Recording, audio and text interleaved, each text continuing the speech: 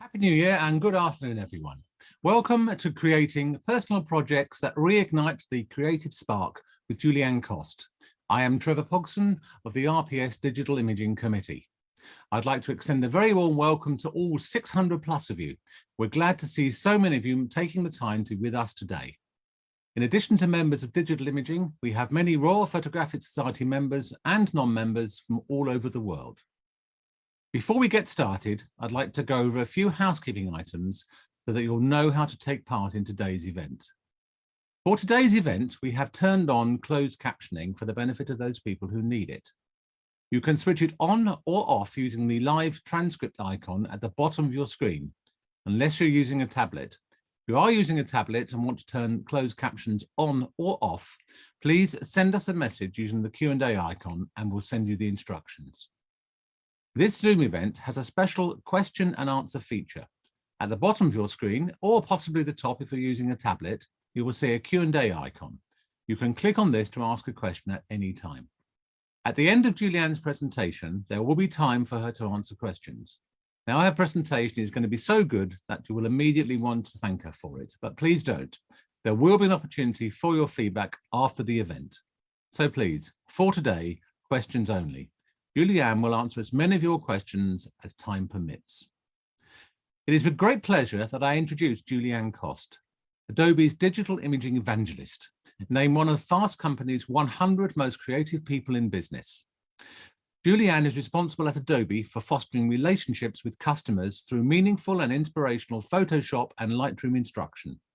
As a highly sought-after speaker on digital imaging, she devises and presents motivating and educational training sessions, sharing original techniques and tutorials worldwide via live events, adobe.com, and her blog, which can be found at jkost.com/blog, all lowercase.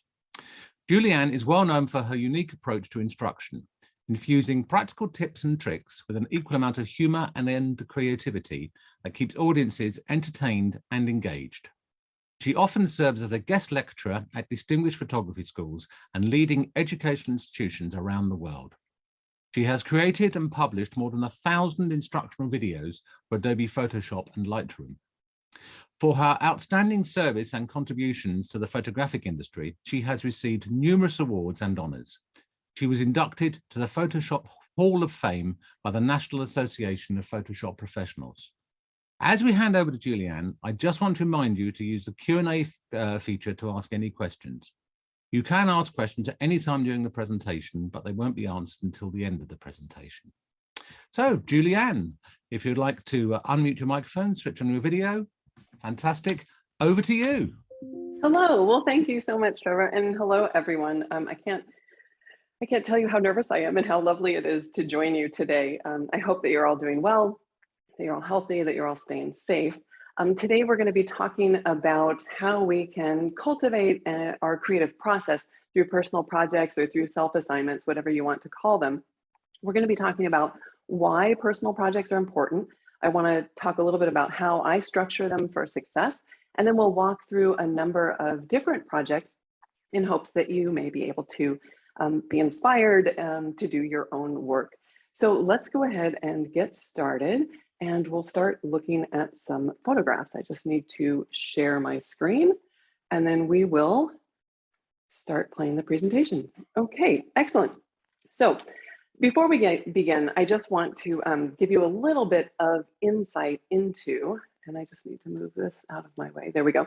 A little bit of insight into my background. So growing up, we had a darkroom in the house, and it was actually in the laundry room. And my mom's a painter and a printmaker, and so she used the darkroom to expose the silk screens that she used for printmaking. And my dad, he used it to develop and print his photography, which was a hobby of his. And then in school, I took kind of your typical photo classes, and I was on the yearbook staff. And I was really interested in photography, but I loved sports. So I went to college and I studied psychology because I thought I wanted to be a sports therapist. But I ended up like breaking my foot, and then I broke a rib, and then I shattered my thumb rollerblading. So evidently I am not very coordinated. I was doing cross country, I was running marathons, and I got really, really burnt out. So upon graduation, I realized that I actually had no idea what it was that I wanted to do. So I had taken some photo classes while I was in college, and I used that experience to get a job in like a 1-hour photo store, which, gosh, we don't have many of those left where I live. But from there, I got a job as an image librarian in a medical imaging company, which was really important because while I was there, I learned how to capture still images from a videotape. And then on the computer, we would remove like the patient's name and we would color correct the image. And we would do that all in Photoshop. And then we would output the file back to film to be used by the marketing team. And this was like in 1992. And having access to Photoshop in 1992 was sort of a big thing. I'd use the computer, I think it was like a Quadra 800 back then, and I would use that after work. And that's where I discovered that I loved compositing images together in Photoshop. So I went back to school at night. I got a degree in photography, and one of my instructors, Stephen Johnson, suggested that I apply for a job at Adobe in technical support. So I did, and fortunately, I got it. And I realized that technical support for me personally, it was kind of this perfect blend of photography and also psychology. And I got a lot of on-the-job training, I have to say. I didn't know nearly as much as I thought I did when I took the job, but I learned not only about Photoshop, but also photography. And I think maybe more importantly, I learned a lot about problem solving and how to quickly ask questions or rephrase questions differently so that I didn't put people on the defensive. And then eventually I moved from technical to support to user education, and from there to my current position as evangelist. And I find this job extremely rewarding. I love helping people. I love learning new technologies, and I love making kind of image making or storytelling more accessible to people. And then just one more thing, I am an introvert. So for me, photography is such a gift because it gives me time to kind of be alone, to withdraw inside of myself and just replenish my energy. It also gives me an excuse to get out into the wilderness, to explore and to travel. And it's a lifelong challenge, right? We can never know everything about photography. So that's me, enough about me. Let's talk about you. So as I mentioned today, we're going to discuss creating personal projects and how personal projects can actually help us or boost our creativity and reignite our creative spark. And we're going to talk about why personal projects are important, how to structure them for success, and then walk through a number of my own personal projects. So why do we do personal projects or self-assignments? Well, I'm a huge advocate for really 3 reasons. First, they let us explore new technologies, new techniques. They help us to expand our skill set and discover kind of new ways of seeing and problem solving. They're also an excellent way to invest in the work that we're passionate about. Maybe not that our clients are passionate about or other people are, but things that they're passionate, that we have passion for, and that we want to share with other people. They're also a great way to practice our skills, right? So they encourage creative thinking and they ensure that our photography continues to evolve. So I want to share with you the way that I approach my projects, and I can only tell you what works for me. And I personally do really well with structure. So when I want to get a project done, I find that the key is to be very organized and to kind of make a plan. And this plan is going to serve as like a map that I can use as my guide throughout the project. So first I define the project, and I know that seems a little bit simplistic, but seriously, I find that writing it down helps me to clarify as well as refine, right? So narrow down that project. And I limit the scope of the project. I find that if I really can narrow the focus, then the odds of my completing the project increase dramatically, right? And then once I kind of define and limit the scope, I then work backwards from my final goal, and I break down the project into kind of small, bite-sized, achievable pieces to make sure that they're actually possible to do. And then finally, I commit to the plan, right? So I find a person or I find a community that will hold me accountable, because I do find that a project will fill all of the time that I give it. So it really helps me to commit to some kind of deadline and set it kind of in concrete. So as I've looked back through my projects, I found 3 tips or common themes that have helped me to complete these projects that I want to share, and I think they're worth pointing out. So first of all, the projects are tightly woven into my daily life, right? They revolve around things that I'm already doing, whether that's traveling for business, being a passenger in a car, going for a walk in the morning. It's important to remember, I think, that we're all very unique, and we all have access to stories that others don't because they're not living our lives. But because sometimes we're so close to these stories because we're living them, we don't often see them as other people do. It's kind of like that saying, you can't see the forest through the trees. Okay, second, I always have multiple or more than one projects going on at a time so that I can swap in between them as needed. For example, one of my ongoing projects, the window seat project, which we'll be talking about, is all about aerial photography, but obviously in the last 2 years, it really hasn't moved forward. So it's good to always have a different project that you can shift focus to. And then the third one is that we're all very busy people, right? So in order to make your project a priority in your life, you might really need to deprioritize something else. And that's always been a tough one for me. So I tend to bite off more than I can chew. I get overwhelmed sometimes by projects, and that's why I take the time to define them and limit them and then break them down into those small little achievable chunks. And this might be really obvious, but before we jump into some examples, I just want to make sure that I point out that different projects have different timelines, right?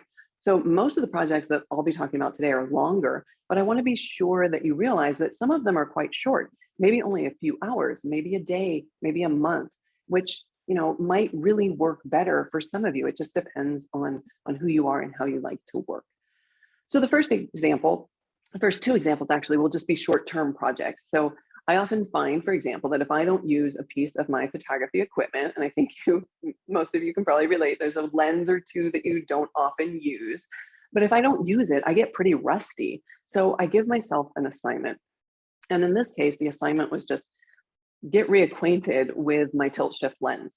So that's what it was defined as. And then I just limited the scope of the project to using just my one lens for one day. And I committed to the plan by extending an actual trip that I was taking, which if you do something like that, it kind of creates this financial incentive, right, to make the project happen.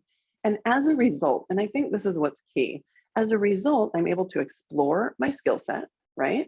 I'm able to invest in my photography, and I'm able to practice my skills. And I can do all of those things without the normal pressure. Like if you're on location for an actual client, there's a lot more pressure. Even if sometimes when you take a workshop with other people, there's more pressure at that time. That's not when you want to be learning your tools. You want to kind of have those tools down. So when you go there, that it becomes, you can kind of shift from left to right brain and use them both if you have that technology down and you've mastered your tools. So another example of a short-term project would be this project where I just wanted to practice shooting images of moving water because I knew I was going to be going to Iceland, and I wanted to make sure that I knew how to use my neutral density filters and how to practice long exposures. So that's what I defined it. I just defined the project as learn more about making long exposures, and I limited it, right? Because there's lots of things you can take long exposures of, like car trails or the night sky.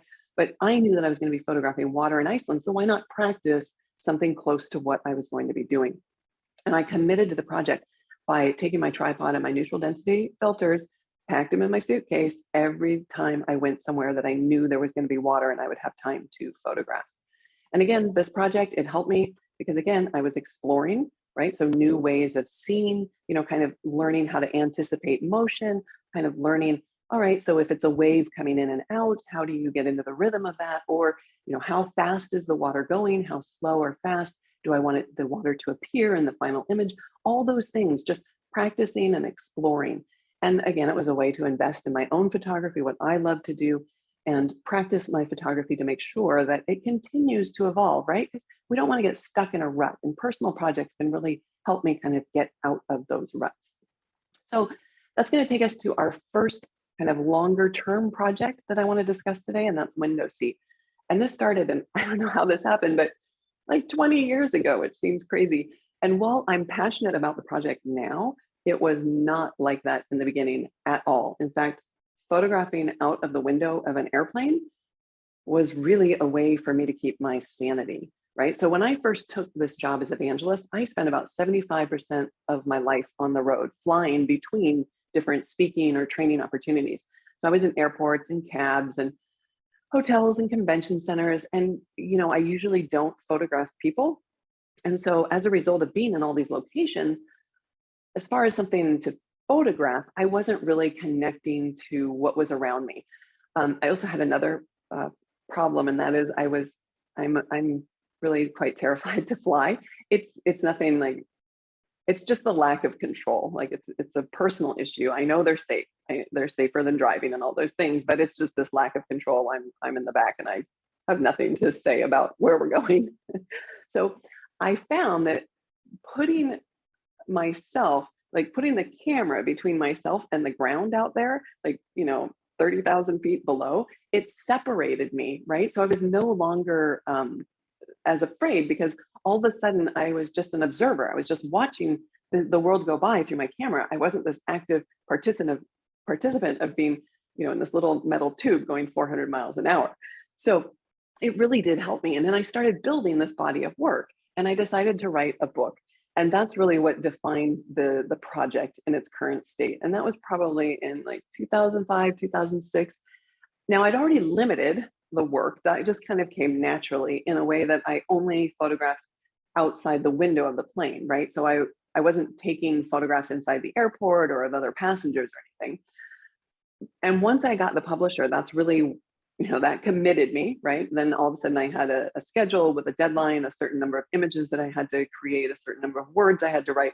And it really did kind of evolve the project.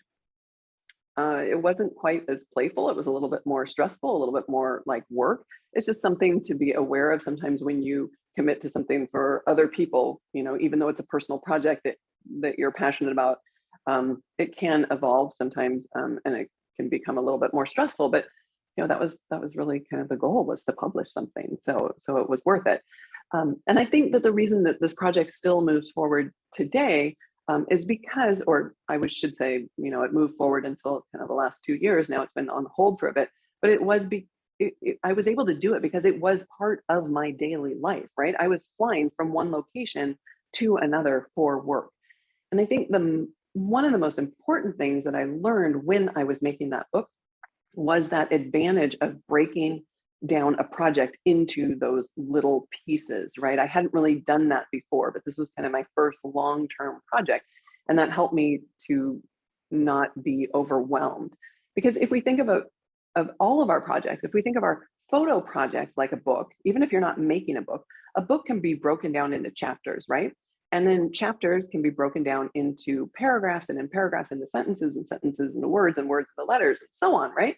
So it might be daunting to actually write a book, but we can all put together some letters, right? Like we all have time in the day to maybe put together a few letters to make a word. And then over a week or so, we can put those words together and they can form sentences. And then those sentences can be put together and they can form your paragraphs and then your chapters. And then eventually you will have a book that you've created, right? Now, one of the things that I would suggest as a result of what I learned from this project is you want to make your personal projects quantifiable, meaning you don't want to just have like a gallery show. You want to have a gallery show of 50 images in, XYZ gallery in 2022 with a printed catalog and, et cetera, et cetera. Be very specific in what it is you're defining the project as, and make it achievable, right? So don't set yourself up for failure. Like, what's realistic? Can you spend 1 hour a day on your project? For some, sure, that might be easy. For others, that's going to be impossible. They might only be able to commit to maybe, 4 hours a week or 1 day a month, and that's fine. It's just super helpful if you have a realistic view of how much time you can actually spend on your project. And then you need to kind of think about, how are you going to negotiate this project with your family and friends, right? Like, Because if you're going to put something new into your life, then more often than not, something else has to be set aside so that you have room for this new thing. So what will you, negotiate? What will you give up? Do you want to give up TV? I think that's a great one, because personally, I'd rather be a creator of content than a consumer of content. But for you, it might be gardening. It might be time, social time, or family time. I don't know your life. It just depends on what you're doing. So you never really know where a personal project or a self-assignment is going to take you. So this project, the images that I'm looking at on screen, they came about because of my fear of flying, but then it grew organically, like it evolved. And after publishing the book, I've since hired small aircraft to photograph with the doors off, and I'm not any less afraid to fly, but I just think it's worth it. I also got gallery representation. I had multiple exhibitions. I was featured in United Hemispheres magazine and Nat Geo Travel, although none of those images were retouched. Even in an exhibition called Ansel Adams after Concurrence and Contrast, and that was at the Booth Museum in Atlanta. So the thing is, for me, and the reason I think this project has so much longevity is because I really enjoy and I love what it is that I'm doing, even though I am afraid to fly. I also would strongly encourage that you publish your work as part of your assignment, and not just show it online. That's what I mean by publish. So that could have been a little ambiguous, sorry, but print your images. If you have a lot of images, look how hard it is to look at those images on the screen, right? It's really difficult to see them. It's difficult to lay them out. So print them, and you can print them small, but lay them out on your breakfast table or on the floor or wherever you can, right? Because it's going to help you see that entire body of work that you're creating, right? You can live with them. You can see which ones still resonate after a week or a month or a year. Because I can't tell you how many images, I'll publish them on Instagram or to social media, and then a few weeks later, I'm like, wow, it was so exciting because I was there in the moment. And, maybe it was really a hard image to get, technically, but then, a few weeks later, you kind of realize, it was difficult to get, but it's not the best image. So anyway, I really enjoy living with my images, even, weeks, months, or years. It's also encouraging if you print them all out and you see them, it's encouraging to see what you've accomplished. And then from the window seat project, I also tried some new technology. So I wanted to publish an iBook. So I did that. It's in the Apple bookstore. And I learned a lot by printing them out and sequencing them and resequencing them, how to create or how to collect a large body of images and put them into a cohesive sequence in order to kind of help tell a story. Okay, so enough on that. Another long-term project, passenger seat. I'm very bad at sitting still. Doing nothing makes me nervous. It makes me anxious. I'm not sure if that's a good thing or not, but it's just the way it is. So this was a great way to turn what otherwise would have been sort of wasted time just sitting in the passenger seat of a car into more creative kind of practice time for my photography. So I was taking several road trips across the United States. I was visiting friends and family on holidays. And I was actually looking for iconic New England landscapes. So your farms or your bridges or your barns. But in between locations, I started taking some images out of the window of the car. I was just panning with the scenery, right? And these were actually the images that resonated with me. They conveyed the mood and the color and the transient notion of the seasons better than anything that I thought personally that I had mindfully composed. So when I realized that the camera can see things that are invisible to the naked eye, it really caught my attention. Maybe it's that psychology degree, right? But it's really interesting to me that you can use technology to change your perspective. And it really made me question my perception of reality. So in hindsight, I guess it's pretty obvious that a camera can do this. Look, I did projects on long exposures and with a tilt shift lens. So obviously that's changing the way I see. My eyeglasses change the way I see, right? Otherwise the whole world would be a blur to me. But when I started this project, I said, well, okay, let's define it. What is it? Because I really like these images. Why are they resonating with me? So I thought, well, let's just try to learn everything we can about capturing motion in the camera, because all of these are done in camera. None of these are done in Photoshop and post. And then I limited the project, right? So I wanted all 4 seasons, but I only wanted landscapes. I didn't want any cityscapes or anything. Not to say that I didn't travel or didn't practice while I was in the cities. It's just I didn't want to include them in the final body of work.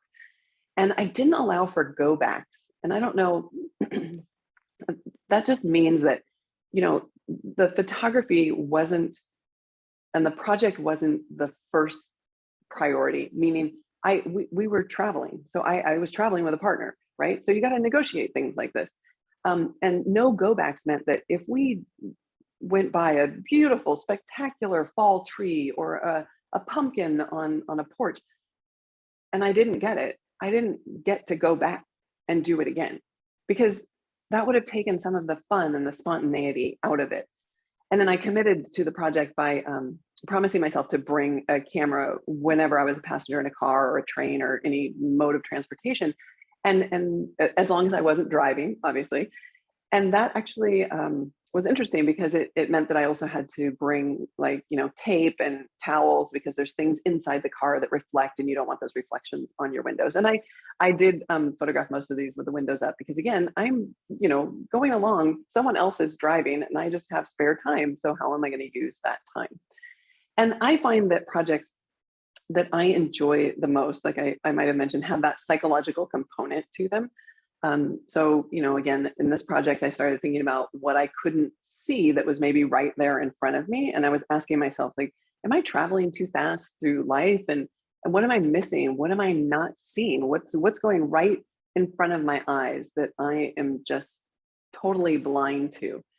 And I felt also that it became very interesting that, because I always thought the relationship, you know, you have a relationship as you take the picture, but I thought the primary relationship was between the photograph and the viewer. And I found that that's really not true. Like, I think that the camera can ask questions of the photographer as they make the photograph. So as they're in their creative process. So that was another interesting aspect of the project that I wanted to look at.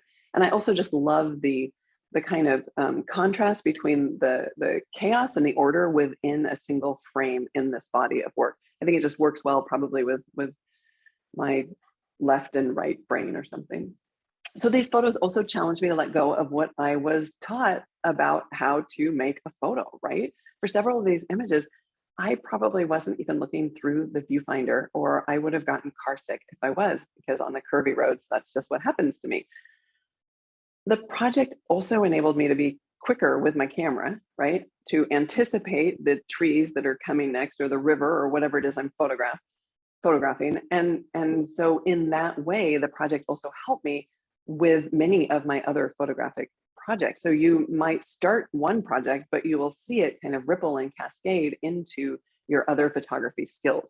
It also, I think, taught me to be more present when I'm taking photographs, and also to follow my intuition. And eventually I amassed enough imagery to have an exhibition. I had another opportunity to write a book. Again, it was what I loved to do at the time. The photography part, not the writing part. The writing part is really hard. All right, so in this next project that I want to talk about, which eventually I called the Red Thread, it was also a long-term project. It went on for about 6 years. And I realized that unless I was on a specific location to shoot, I wasn't taking photographs.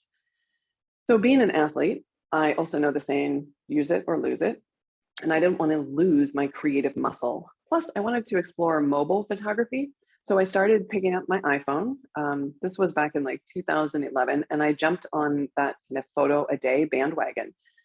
But instead of one photo, I defined the project that I would take 3 photos a day, and the photos had to all be related to one another in some way, like through color or location or subject matter, some way. And then I was going to limit it by only allowing myself to spend 30 minutes a day on the project. And I would post those images to Instagram. So therefore, I didn't really need high resolution images. And Instagram was a little different back then. There was less pressure kind of in the early days. You could just post things kind of willy-nilly. And today it seems like it's more of a location that we put our portfolios. But anyway, I committed to the project by just starting to post. And at that time, like, Instagram would show all 3 images in a row. So anyone who was following me knew what I was doing. In fact, it was a great way to get instant feedback on images, right? Because those people would either like them or not like them. And often they would like 1 out of the 3. So I kind of knew what was resonating.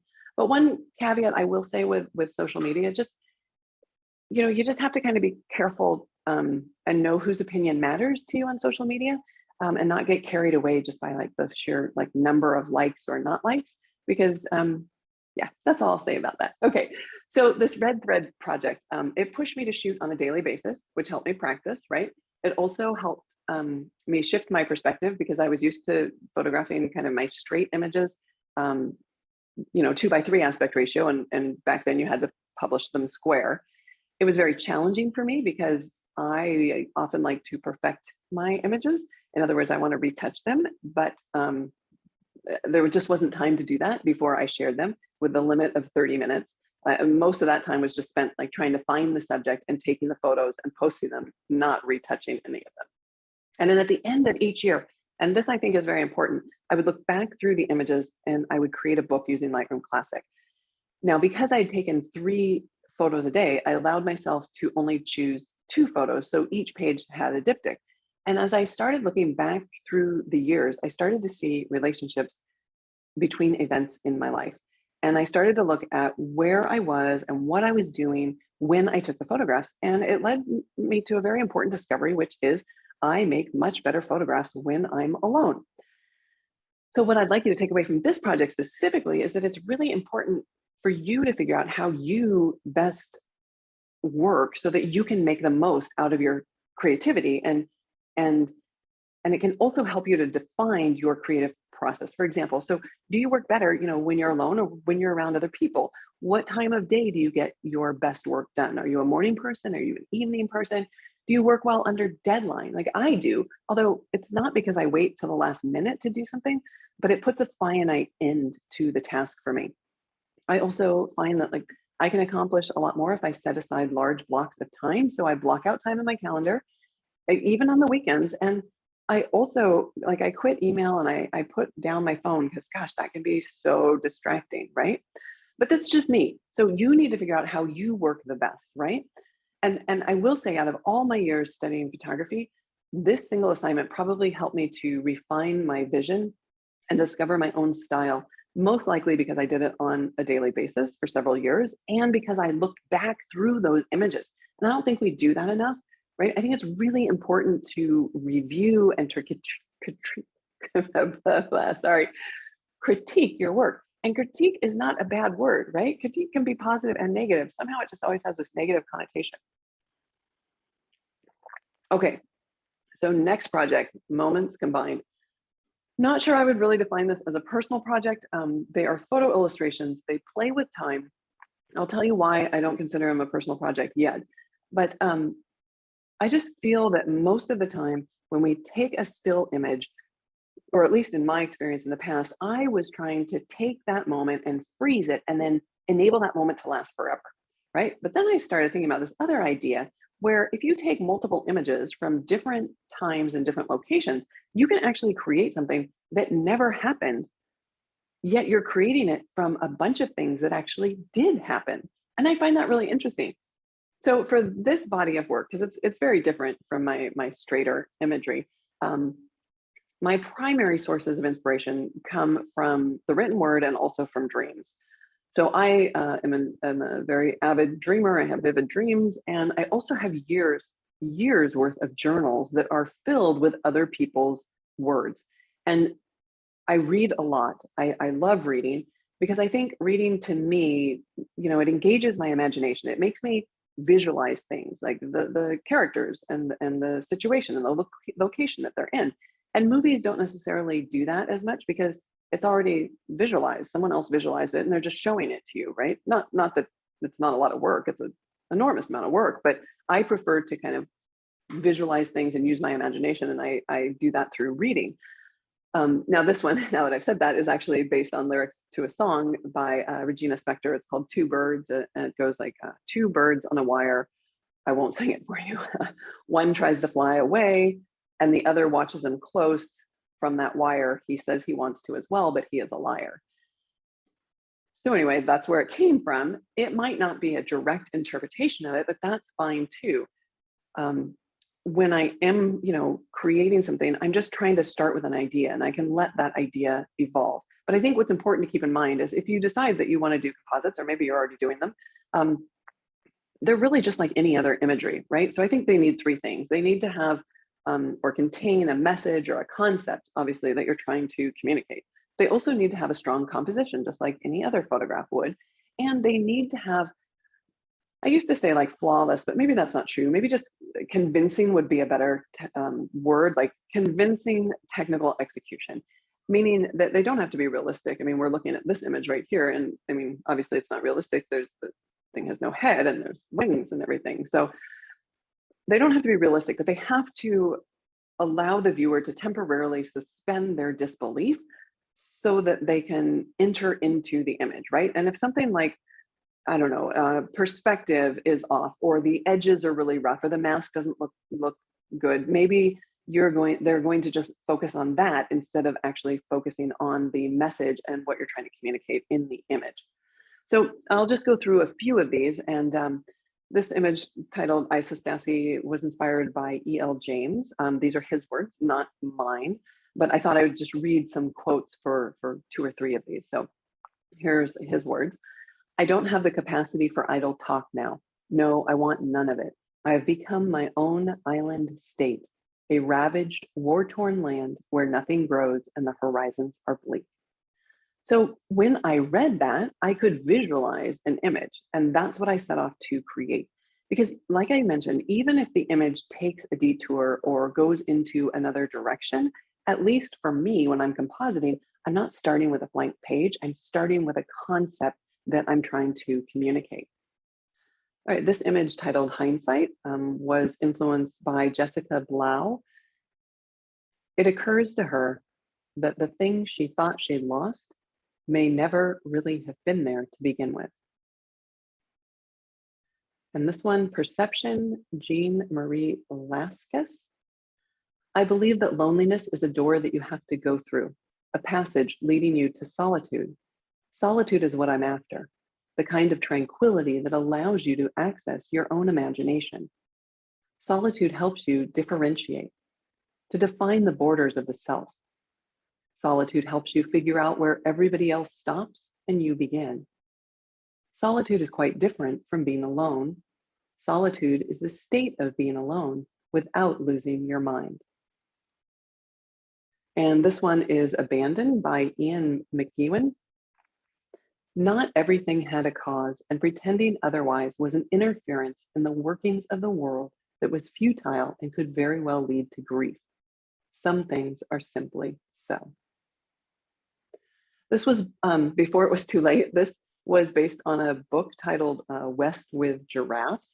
And I actually, at Adobe Max this year, I talked all about this. I walked through the entire project, and you can find that on my website if you want to. I can give you a URL when we're in the Q&A. This one's called Everything is Fine. It was based on a dream that I had, or at this point, I don't know, maybe it was reality during the pandemic. So this is more recent work. This one is more recent as well. It's called I Didn't See It Coming. It's based on some lyrics I was listening to. Gosh, I'm sorry, I can't remember the song right now. I'm on the edge again. Yeah, I don't remember the name of the song, sorry. But I would not have been able to do this image without without learning a technique that I did during a recent project called Springboard, which we'll get to in just a moment. So my composites are an ongoing project, right? But I think they're a little different. I mentioned that they were a little different from my other personal projects because while I don't think I'll ever stop creating them, I definitely won't ever stop creating them, they're also an escape for me.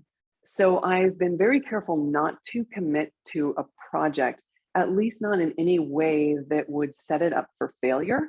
So right now I'm just kind of keeping it close to the heart. It's something that I really enjoy doing, but I'm not willing to commit it and put it out there because I just don't want to fail at it. And I want to keep it very joyous and playful for me. I have a feeling that probably within the next year or two, I might have more time and then I could return to it with greater intent. And that's fine too. Like you don't have to formalize all of your projects. Okay, shifting gears, color of place. Investigated the question. This was a personal project that really had me, ask myself, like, does every location have an objective color palette?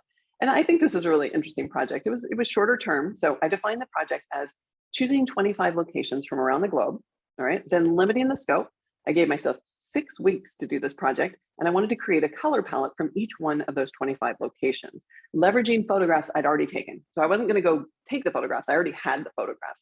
And I committed to the plan by telling the social media team at Adobe that this would be a great thing for them to feature on social media. And they put it in their editorial calendar, so I was committed to it. So just to walk through it really quickly, I chose 50 images from each location, which I felt best represented the colors of that location. Then I opened them in Photoshop and I applied the path blur filter. I think I did it twice. And then I selected a strip from each one of the images to use. And then I imported those 50 strips into a collection in Lightroom, and I reordered them using survey view until I just liked the arrangement, until it became aesthetically pleasing. And then I assembled them in Photoshop on a 50 by 20 inch canvas. And then once I worked through the process, I created an action in Photoshop to help automate the workflow and increase my efficiency so that I could get this done in time. And if you go to my blog, you can search for like color of place tutorial, and there's a tutorial right there that will tell you exactly how I did it step by step. But getting back to the original question, right? Does a location have a unique color palette? Yes, I think it does, but it's far from being objective, right? So there's external factors that would bias the color palette, like the time of day that I was in the location, the season, the weather conditions, all those things. There's personal biases, right? So what subject did I choose to photograph and what subjects did I avoid? And then there's subjective biases, right? So when it came to selecting my favorite 50 images and what slice of each of those images I chose to use, and then what order I chose to put them in.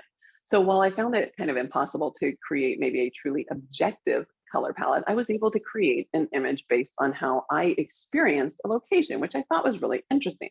Because then this whole project kind of reinforced how important color is in a photograph, because I usually use a very muted color palette, and I wanted to explore that as well.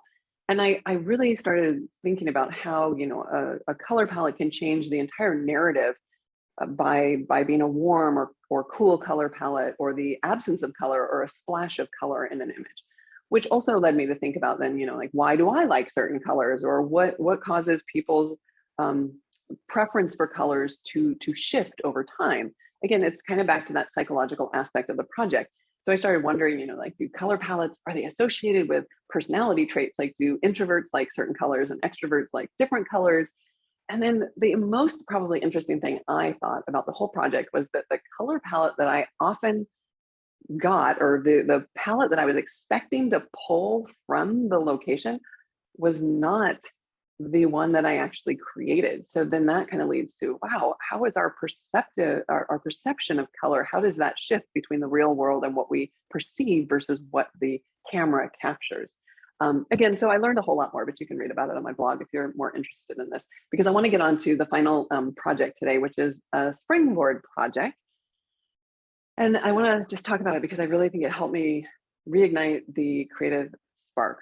So I started this project during COVID, because what do you do, right, when you're used to traveling almost every week, and that just comes to a screeching halt? Well, you have to pivot, right? You have to learn something new. So I created this project. So first of all, I defined the project. It's really twofold, so stay with me here. So first, I chose 52 images from published photographers that I felt would be really challenging for me to recreate, and would enable me to learn a new technique, right? And I would need to be able to either make these images at home, or I could pull, because a lot of the images had post-processing techniques that I wanted to try. So I could use images that I already had. That was my okay with me. And then the second aspect of it is that after learning the new techniques, because that's all well and fine, but I wanted to use that technique as a springboard. So as to not just like merely recreate someone else's work, but instead create an image of my own. And I limited the scope. So I was going to do one image a week for a year, not 52. I only picked 50, so I got 2 weeks off. And then I committed to the plan again by convincing some friends at Adobe that it would be a great fit for a presentation at Adobe Max, which happened like halfway through the project. But I just want to reiterate. So the springboard assignment is about learning new techniques, right? It's about exploring new tools, unfamiliar concepts. It's about investing in my own work and my own photography. And it's about practicing, right? It was pushing me to make photographs while we were all sheltering in place to ensure that my photography would continue to evolve. It is not about recreating other artists' work to claim as my own. Okay, so variety of techniques. You can see them on the screen there. I mean, I did a bunch of different capturing techniques. I'd never really done proper focus stacking or double exposures in the camera. I hadn't photographed people before. I hadn't used the pinhole camera. And then there was a lot of processing techniques, right? Like I did scene fabrication, and I used a lot of drawing tools in Photoshop and vector shapes. And I did a little bit more compositing, but also playing with like layer effects and perspective and things. So all kind of new techniques, right? And one of the first images I did, and we're just going to walk through a few of them. One of them was called, it's a flat lay. It's just a photograph that you take of objects arranged on a flat surface, like captured from directly above, right?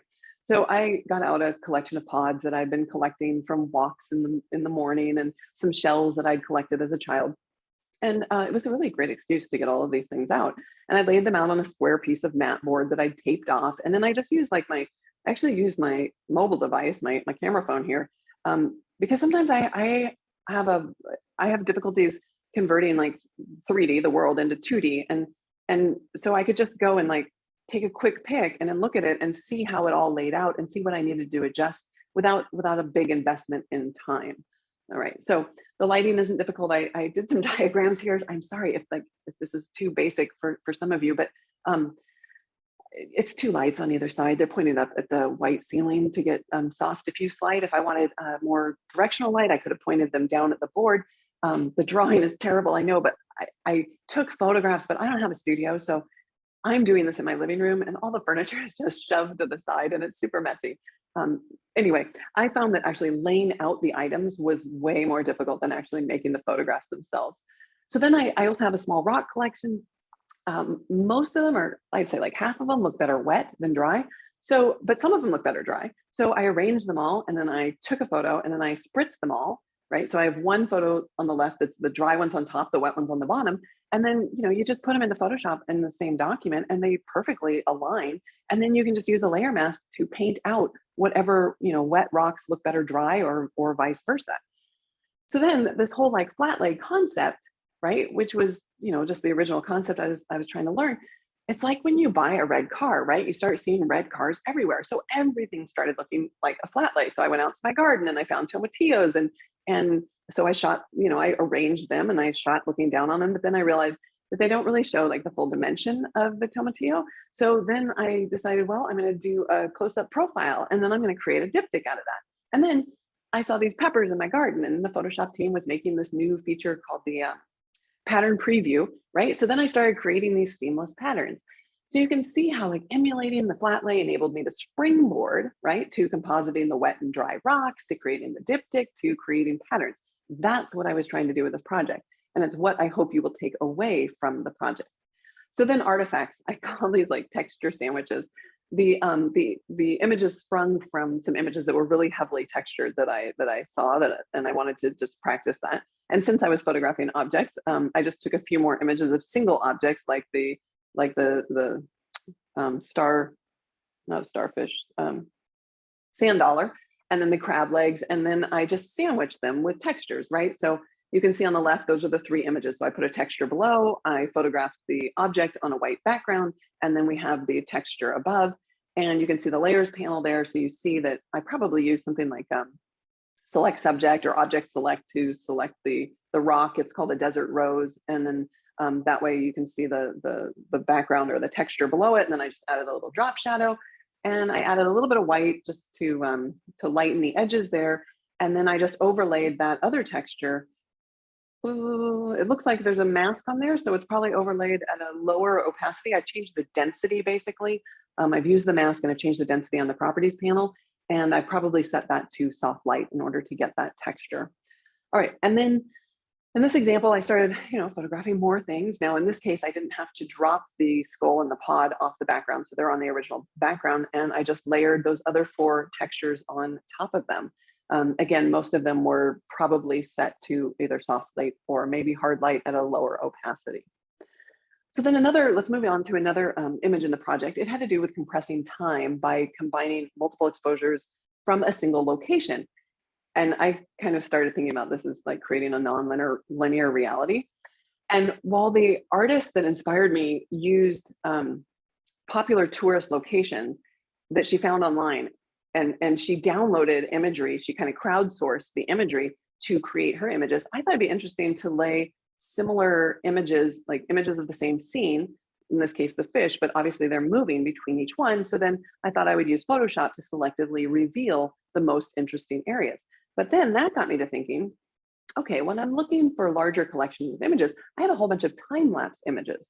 So I would take all of these images that were in the time lapse, or maybe 20 of them or so, and I would stack them in Photoshop, and then I would create a smart object out of the whole stack of images. So now I just have one smart object, and then I would actually change the stack mode, which is a feature in Photoshop, and you can just Google it or look on my website for it. And changing the stack mode enables them to blend together.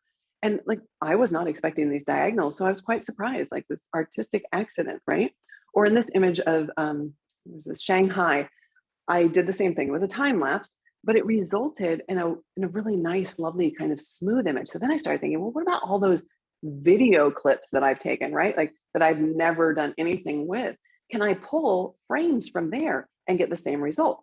Yes, I can. By using smart objects and stack modes, I was able to blend them, and I got that kind of cotton candy or fairy floss water, right? While the objects that move, right, blur, and then the objects that don't move stay sharp. So then I thought, well, every frame in a video freezes the scene. So what if you made like that same technique, but then you went back and you searched for different frames, and you can see in this one, the frames that have the yellow circles, those have like still splashes of the water as it hits this column or this rock out there. So then I started putting those together by just layering those still frames on top of the stack of images in the smart object. And I've now created kind of that nonlinear reality that includes short exposures and long exposures in one image. So that was really fun. I did the same thing for the horses here, individual exposures, and then overlaid one horse on top. And then I started looking at, well, you can do anything. So rearrange all of the objects, right? So I have 3 frames here that are selected or highlighted in yellow. One's of the taxi, one's of the woman, and one's of the man. And you can rearrange them in any way that you want. And you can come up with something like this and tell your own story, right? It's not photojournalism, it's not realistic, but I had fun and I enjoyed doing it.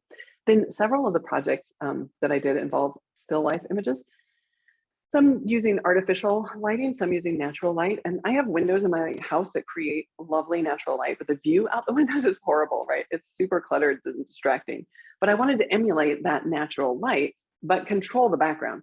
So you can see how the light kind of wraps around these images. Well, I know light doesn't really wrap, but what I needed was the window light to be soft and diffused and be behind the different bottles, but in front of the background. So how do you do that? Well, on the left, you can see that the flowers are sitting inside of the window. They're inside the room.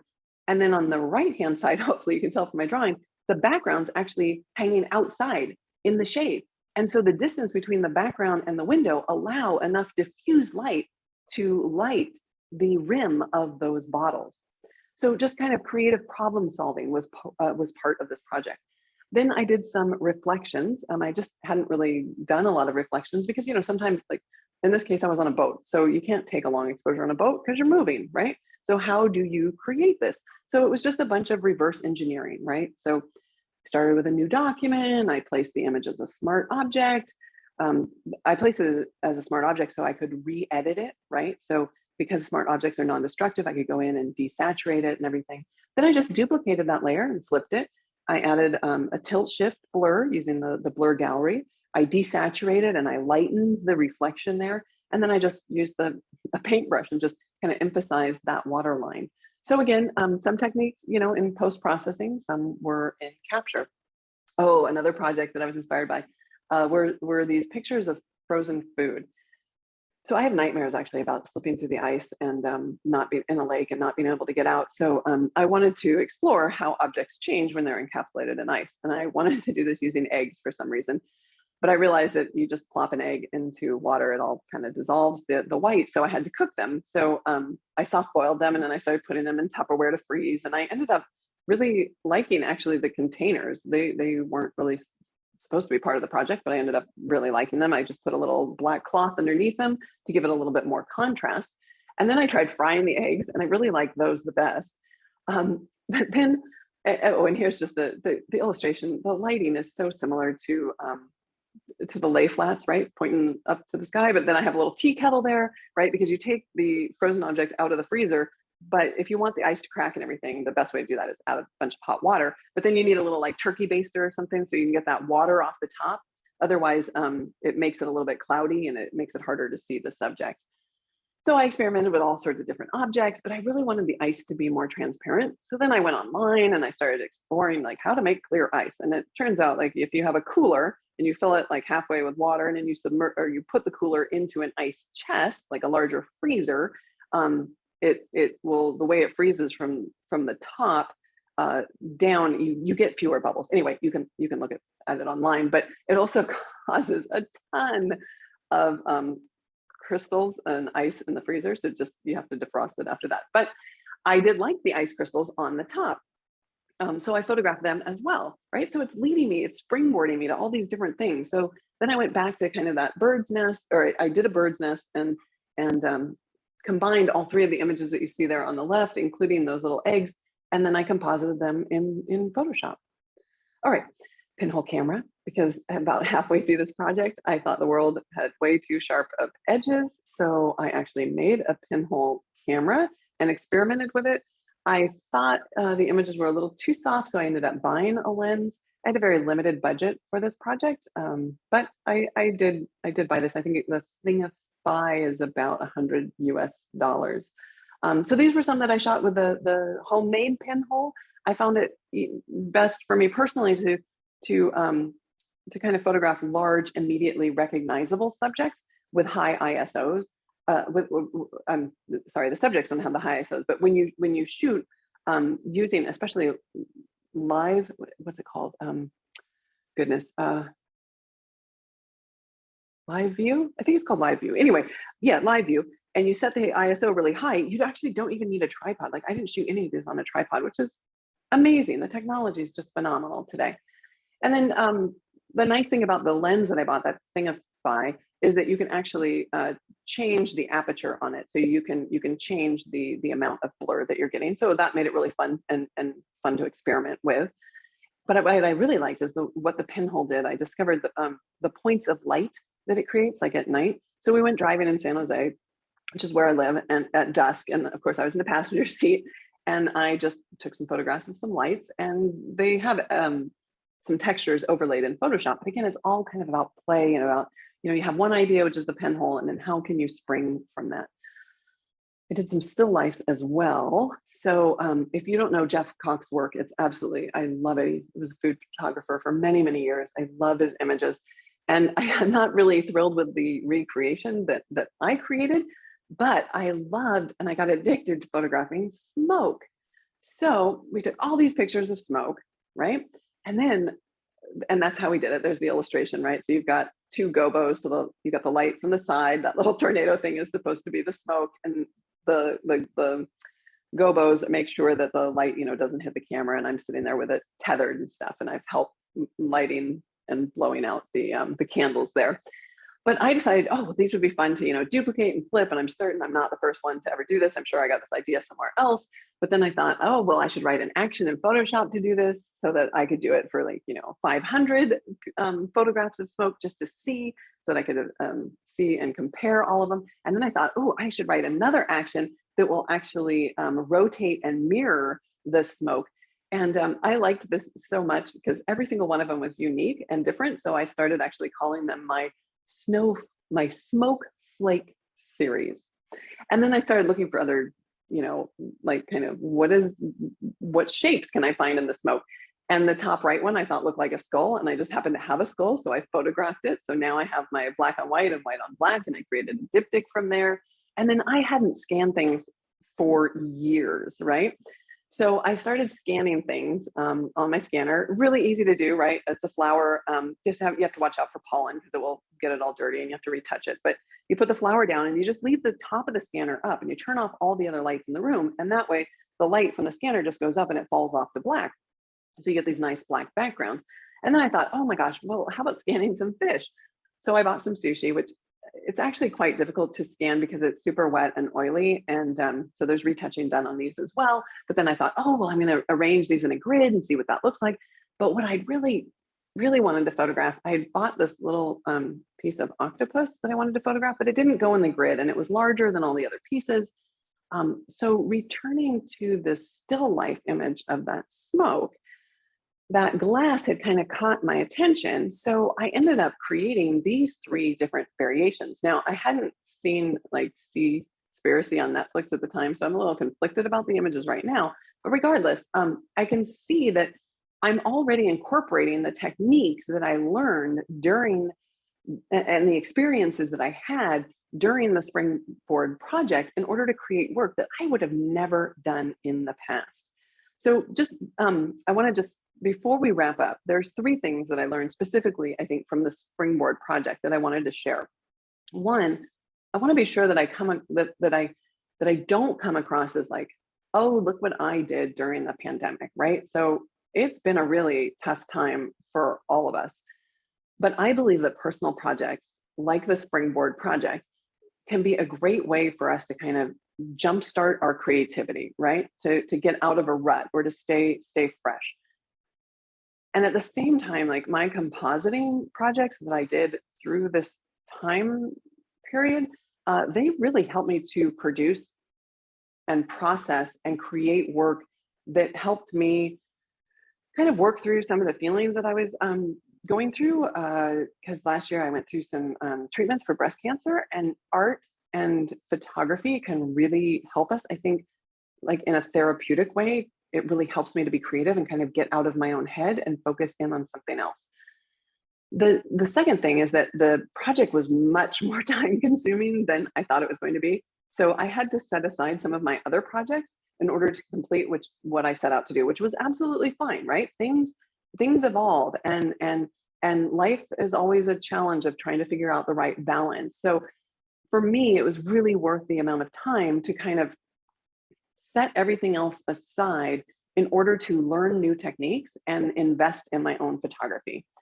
And then the third thing is just that I'm really excited to have explored so many different aspects of photography as a result of this project, because honestly, like I've been making photographs for a long time, but there were a lot of types of photography that I hadn't tried. And honestly, I was just, after this long period of photographing other things, I was just intimidated by them.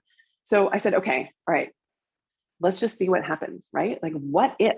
Because with personal projects, there isn't the pressure that you have, like if you're on location with a client, right? So you can just try them. It's just up to you, right?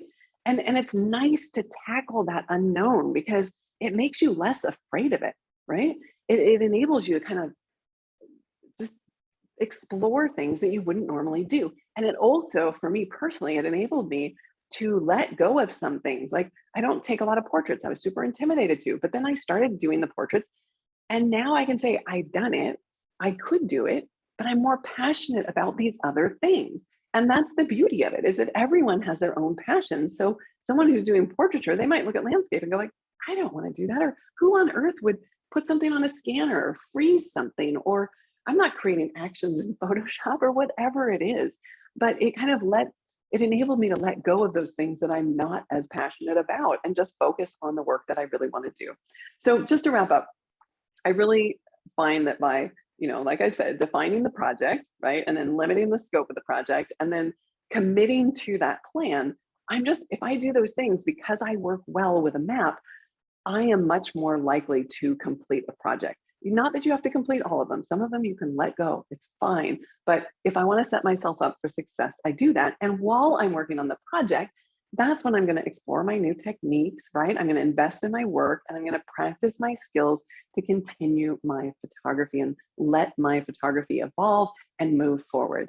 So with that, I'm going to go ahead and just stop sharing my screen, and we'll hand this back to Trevor, and hopefully you guys have some questions for me. Indeed we do. Let's get my video back on. Yeah, we've already got 27 questions. They've been flowing in while you've been going through your presentation. Well, thank you very much, Julian. That was fantastic. Now is the time for even more of you to ask questions. As I say, we've already got 29 going up as I'm talking.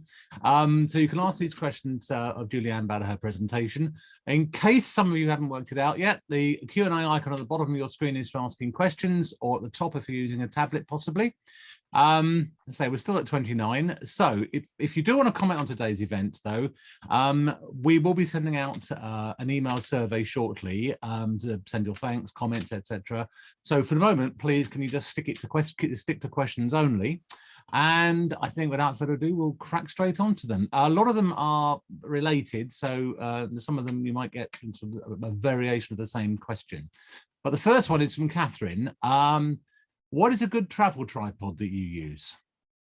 Oh gosh, I'll try to keep these brief. I have like 3. It just depends on how much weight I can take in my suitcase and whether or not I'm going to be hiking. The brand name of mine, I believe, is a Benro. This is where you guys are going to ask me questions and realize that I'm just not as technical in my equipment as I am in my Photoshop and Lightroom skills.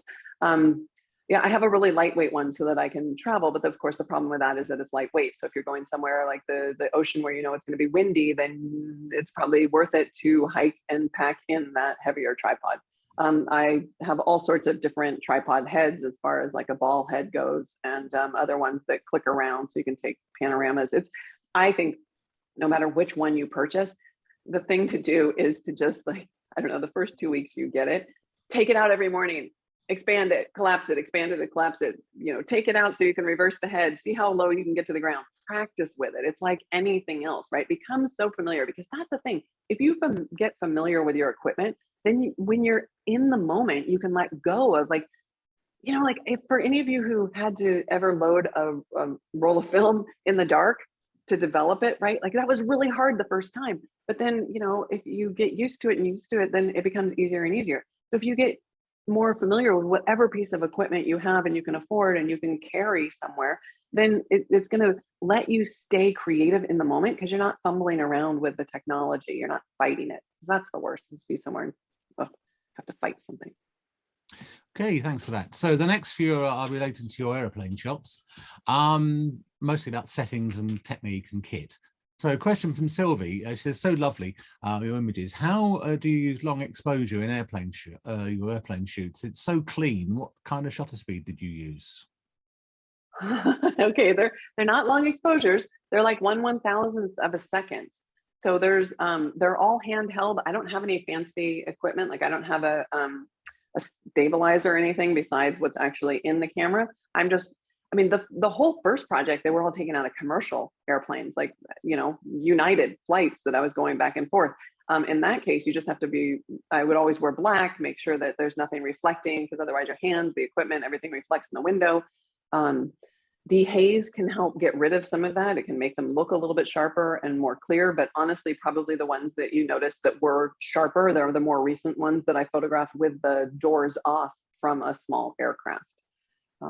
Yeah, but I don't have any fancy equipment that I'm shooting with. I think that actually also answers Gerald's question about how you get sharp images, and Martin, in what processing techniques did you use to get such clarity of the window seat images? But I guess you just covered all of those, which is great. Well, another thing is, so when I was shooting out of the commercial flights, I would actually pay attention to when I booked the flights. So I'd make sure that I was sitting in the window seat, obviously, that I was in front of the wing, because otherwise you're going to get all the jet, I don't know what they call it, but it's going to be all wavy if you're behind the plane or the jet. And then in front of it, people are like, oh, you must have had really clean windows. No, you just set the aperture to like f4 or 2.8 if you can, because then you think about it, the ground or the clouds, they're far away, right? So you're focusing on something really far away. So with that aperture set like that, it's not going to focus on the window. So any dirt or anything on the window or the little writing or anything, most of the time just disappears completely. So I didn't have I wasn't there cleaning the window. I mean, I would clean the inside of the window if there was like somebody's nose smudge on it or something. I think it was reflections. It was easier when I first started, right? Because you could take your sweatshirt or your fleece or something if it was black, and you could kind of hold it up and take pictures out the window. And people were just, no one ever actually asked me what I was doing, but people were definitely curious. But I think today, if you tried to do that, you'd really, that could be a little bit awkward, right? Because I don't want to upset anyone that I'm flying with by, holding something over the window or trying to be mysterious or something like that. I think we might have lost Trevor. So another question. Maybe I'll ask myself a question. Maybe I'll go over the Q&A myself. Okay, that's it. No going into the Q&A yourself. Nice try. Okay, Trevor, you're back in control. Darn, I was going to sneak a peek. Trevor, you're muted. Okay, Trevor, I'm you're muted. muted. No, I'm unmuted now. Thanks. There's a good old internet. Right. I don't know how far you've got there, but did you get Catherine's question about how much cropping is involved in the window seat images, if any? Oh, yeah. Sometimes when you're shooting through on a commercial flight, there is cropping. Definitely. There's also straightening of perspective, right? Because you can't really tell the pilot, like, hey, can you take a sharper right? Like bank the plane. I want to take that farm field down there. But so I would have to correct them. In fact, some of those were actually scans from film back then. But I try not to crop. I mean, obviously that would be the whole goal, but also I'm not sitting there with like a telephoto lens, right? I just kind of have a normal, probably like, I don't know, 28 to, I don't even know, to 105 probably is what I usually had. Because you can't really, like, I'm too big and the planes are too small to sit there with a telephoto lens. So I crop as little as possible, but sometimes perspective, but you just have to correct it and crop. Okay, thank you for that. Question from Gladys. What camera were you using out of the passenger window? Out of the passenger seat. So that's all the motion blur. That would be my Canon 5D Mark. Most of that was probably my Mark II, and Mark III. Probably with just, again, gosh, you guys, I think it's the 105. It's like the 28 or 35 to 105 lens. The key there is that, well, it's going to be backwards for you guys because you're on the other side of the car. But as I'm driving, I'm on the right side of the car going forward because I'm in the passenger seat. So I'm on the right-hand side. And I'm actually looking with one eye to see what's coming, towards me. And then I've got the camera held up to the other eye. So I'm watching it. And this is what I mean by, you start one project and you learn these other techniques. So I could learn to switch eyes because otherwise I would get car sick. So I'd be watching with one eye and then I'd see a tree coming. We're going in one direction and then I'm panning the camera in the other direction, right? So I'm panning with the tree as it goes by, but I'm moving forward, but panning backwards, right? And that way, hopefully you've got autofocus and the autofocus locks on the tree or whatever your subject is.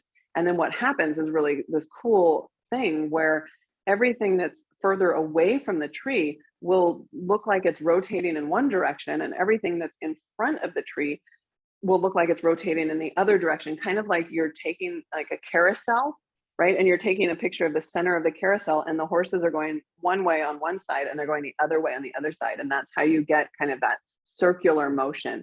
Because a lot of people ask me if I've ever done that in Photoshop, and it would be so difficult because of all those overlapping twigs and branches in the different planes. I mean, maybe if you had something really simple, you could probably do it.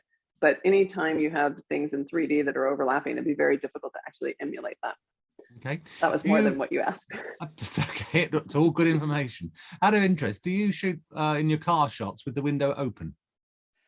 Sometimes if it's nice and if the driver is okay with that. But honestly, like I did a lot in the snow and in the fall and in the, the Northeast, it's quite chilly and that was the thing with that project. You know, it's all about negotiating when you're doing your personal projects. It couldn't be about me all the time. It had to be about us and family and the trip and making it enjoyable for everyone. So sometimes you have to kind of step away from the photography to keep the relationship so you still have a driver. Fair comment. Another question here from Leah, going back to some of your aircraft shots, is your aerial photos seem to be taken from a hired little plane rather than from the window of a commercial flight. If that's the case, what lens did you use and how can you avoid camera shake? Well, I think you probably covered the lens issue, and camera shake, I think you mentioned high shutter speeds. Is that how you largely overcome the high shutter speeds? Yep. And the stabilizers turned on, and then you gotta back away. You can't be in the, if the lens catches the airstream, then there's no way there, you can't hold against the 200-mile-an-hour wind.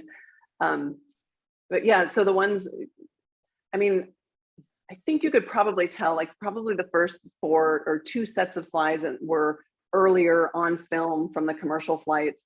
But they've been processed in Photoshop. And so I don't know if any of you did this during the pandemic, but I went back and looked at a lot of my images and reprocessed some of them. And man, I am able to pull out so much more information with the technology today than I was when I captured those images. In fact, I even used, I printed some stuff large, and I used that super zoom technology that we just had. It's a new technology in Photoshop and Lightroom. It lets you double the size of things, which is great because back then, our camera sensors were like 2K by 3K. They were pretty small, and that's hard to print something, huge. So. Yeah, that's great. I think a lot of people probably went back to their old catalogs during COVID. Question from Anila. Where do you start to get published? Are you contacting magazine editors direct? By the way, absolutely stunning images. She said she's in awe. Oh, thank you. I think I've just been really fortunate. I think my job at Adobe has given me visibility. Now, one thing that probably I didn't make clear that I should have, both of those books that I published, they're not really like fine art photo books. It's not really about my photography. I wanted to make a photo book, but those books are really about the processing technique. So it's kind of a hybrid. I was able to show my photography and create these books through publishers. One was one was Adobe Press even. So that is definitely, because I used to help work on Classroom in a book. So I already knew that person, but they reached out to me, and it's the same with social media. And I think I'm really lucky because I work full-time for Adobe. So I'm not doing a lot of outreach. I reached out to like United magazine, I think, when I first published the book, and because I'd already published the book, then they were more willing to do an article in Hemispheres magazine. But for the most part, it's just other people seeing my work. And because I work at Adobe, I have that visibility. So I'm probably really not the best person. I don't submit to magazines or anything really to get published. A lot of my work is just for myself. Which probably moves on quickly to Steve's question about books. Does Julieanne have any tips for marketing or selling a self-published photo book? That's quite a hustle, man. You really got to hustle. Like for me personally, I always, I got to crate them up and lug them to wherever it is I'm going. But then I sell them there at events wherever I speak. I sell my books. But I'm sorry, because they're not self-published, and the other books I don't sell. So I'm really bad at that. I don't really have any great advice. I apologize. Okay, question from Judy about your books again. She says, if we wanted to purchase one of the books, where would we find them? Oh, I don't even know if you can buy the window seat book anymore. It's out of press and the publisher isn't going to redo it. That's why I made the iBook. So I put it in the iBook library. I don't know, I think it's like $4 or something there, US dollars. You can buy it there, or just online on Amazon. Amazon can buy them for less than I can buy them from the publisher. So you're better off. They're going to be less expensive there than if I have to send one to you. Thanks for that. Question from Patricia. Back to the photography now. What sort of hit rate do you get with the motion blur images? Hit rate. What is like how many successful shots? How many successful shots do you get? It's a horrible hit rate. I probably shot 30,000 images, and I probably like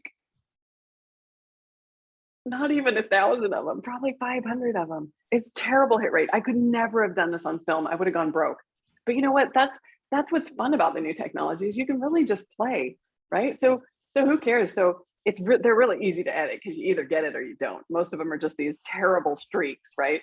that miss the subject completely. So they're easy to edit, and I think it's worth it because every once in a while you just get this gift of magic where it captures something that's just so invisible to your eye, but just so beautiful. Great, thank you for that. It's good to know that you don't get everyone nail it first time every time. Another question from Judy is, do you always shoot square format? I don't. I love square format for my composites. I don't know why, I just do. So my composites and my still life a lot of times will be square format. And then, but most of my I call it my straighter imagery, so it's not multiple images composited together, although sometimes it is. Like if I know that I'm photographing something that doesn't have a good sky, or that's kind of, I don't actually replace skies very often. But when I'm photographing something and I know, for example, if there's a lot of stuff in the water, like stuff that I'd have to retouch out, I'll take one picture and then I'll take a second picture with maybe clearer water, maybe over on the side or something, because I don't really like spending a ton of time retouching. And if you're in the one little tip, if you're in a location and you're photographing something and you know that you're gonna have to retouch a bunch of it, sometimes it's much easier to just move a little bit and take a clean photo of the water or the grass or whatever it is under the same lighting conditions, right? So you've got the same direction of light and you have the same quality of light, and then you can composite those two images together. And obviously I've totally lost the plot because I forgot what the initial question was. Okay. And unfortunately I've just deleted it, so I hope I answered well, it. let's see if I can go back to it. There. Let's see if I can find it. I don't think I can, but let's see if we can. I must have some coffee before I do this next time. No, can't come back to that. And sorry about that. Question from Nancy is, how do you overcome the fear of failure to start a project in the first place? Oh gosh. Failure on one project is just going to make you successful in another project. There's always risk. There's always fear. You know what? Who cares? Who cares if you that's the beauty. You're not doing it for a client. You're doing it for yourself. So I just try not to think about it, because some stuff's going to fail, but it's going to take you down a different road. So I would just encourage you, just start it, break it down into the smallest little pieces you can. Don't be afraid of it, because I think fear comes, sometimes we do it to ourselves. It's like self-sabotage, like, oh, I can't do this or whatever. And it's like, I always just envision what it's going to be like when I do it. Like, how's it going to feel? Instead of fearing the, I don't, what if I can't do it? I just go, well, wow, what's this going to look like when I do it? And then, it takes me longer sometimes, but that's just part of the process. It's all part of the creative process. I mean, remember during these talks and stuff, I only show you my best stuff. I'm not showing you all the projects that fail. Remember I said with Springboard, I started taking portraits. Yeah, I'm never going to show, those are never going to see the light of day. I mean, they're decent. I've learned a lot, but compared to other people's, that's not what I was doing it for. I was doing it to experiment. So I guess if you just take it maybe in that vein, that you're doing it for you, and it really doesn't matter what other people say or think. I hate thinking that people aren't going to do their project because they're afraid of what other people are going to think. I mean, I've looked at people's photos that they've taken of like a whole project on bedpans. I mean, people come up with like the craziest things they take pictures of. Why not? I think it's cool. If one person came up to me once and was like, my partner won't, they say if I take one more picture of clouds that they're going to take away my camera gear. What? Like, that's crazy. Take the picture. What? Yeah, just, gosh, I don't know if anything I said was encouraging right then, but I hope, don't be afraid. Just go do it. Just go do it. And if it doesn't work, don't show anyone. Who cares? Good advice. Thanks for that. Okay, question from Lillian. How do you load a video as a smart object? Okay, so what you have to do is in Photoshop, you can take your video and you can export it as frames. And so pick the frames you want to export. I don't know, depending on how blurry you want the background. If you want it kind of chunky, then you'd only like export 5. If you want it blurry, then you export like, 20 or so. so export the frame. So let's say, you can either do it by hand, export one at a time, or you can just say like export every 5th image in the export dialog. I think it's actually render video. I think it's under render video, and then you export and you get your little single JPEG files then, right? And then you can bring them all into a single document in Photoshop, and you've got like, say you've got your 20 layers. You select all 20 of the layers in your layers panel, and then you go up to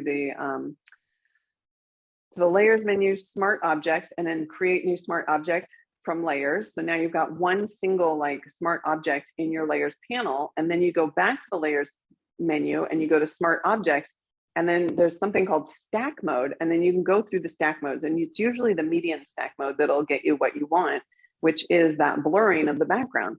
And then you can go back to your video and export what other frames you want, like I did with that horse, right? Then I just found the best still picture of the horse, exported that as a frame, and then layered that on top of that smart object. So the smart object in the stack mode is giving me the blur, and then the horse on top is just a layer. So then I can decrease the opacity of the horse on top, and I can mask out the areas that I don't want of that single horse frame and get the blurry background underneath it.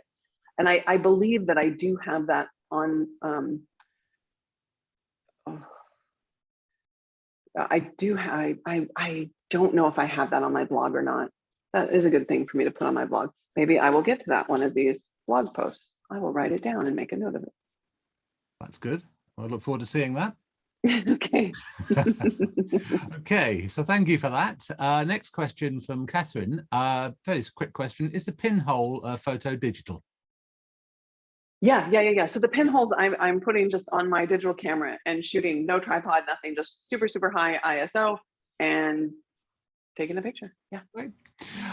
Question from John. You define a project before beginning.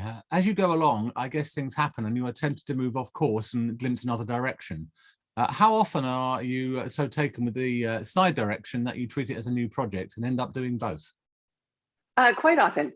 I would say, yeah, because you start with one idea and it just starts. It's like a tree, right? You plant the little seed and then it grows, up a little bit, and then all of a sudden it's got all these branches, and that's part of the kind of challenge, I would say, is between just the ideas or dreams or people's words that I've written down and stuff. Like, I don't often have a lack of ideas. It's often the opposite. Is how do I narrow down my projects? Like, I have so many projects I want to do.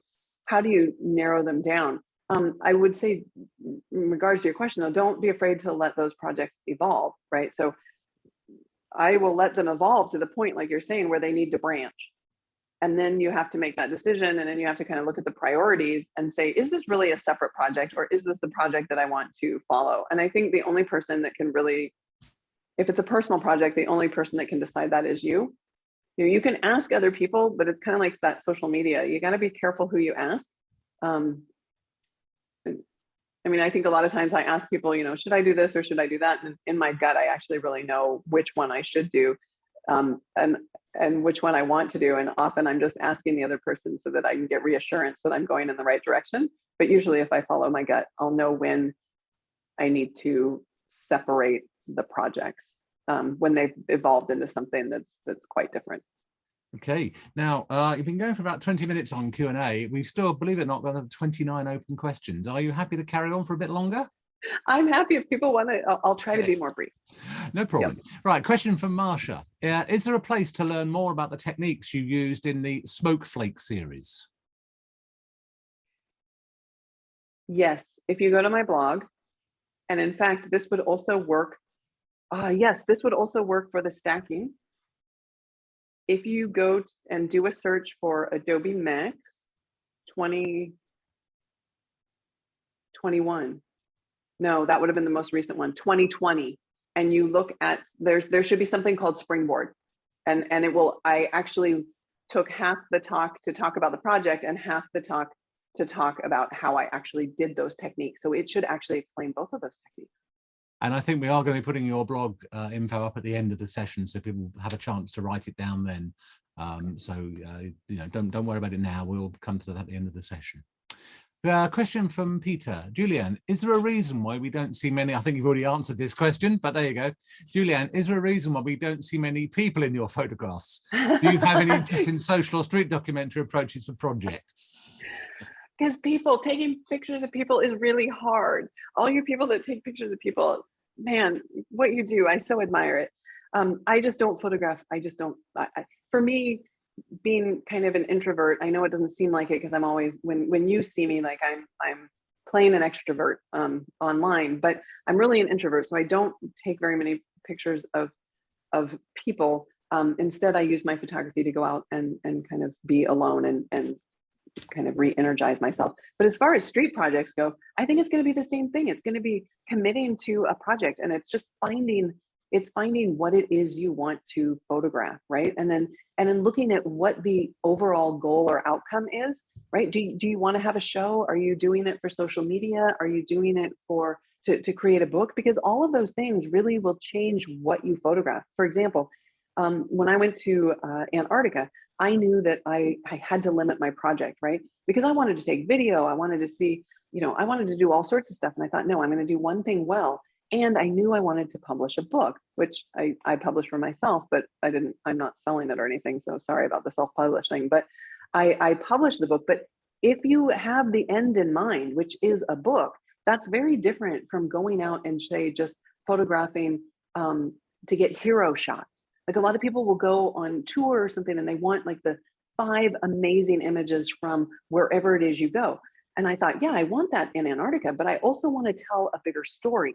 So I thought of it like a wedding where, there's an event going on and you have to get those hero shots while you're there, but you also want those small details like the bride's dress or the shoes or the rings, right? You have to, there was a lot more opportunity with a book to set more context and to give more details. So take whatever it is that you want to accomplish and work backwards from that. And I think that will help you no matter what kind of photography you're doing to make sure that you stay on track and achieve the images that you need to make the whole project a success. Okay, thank you.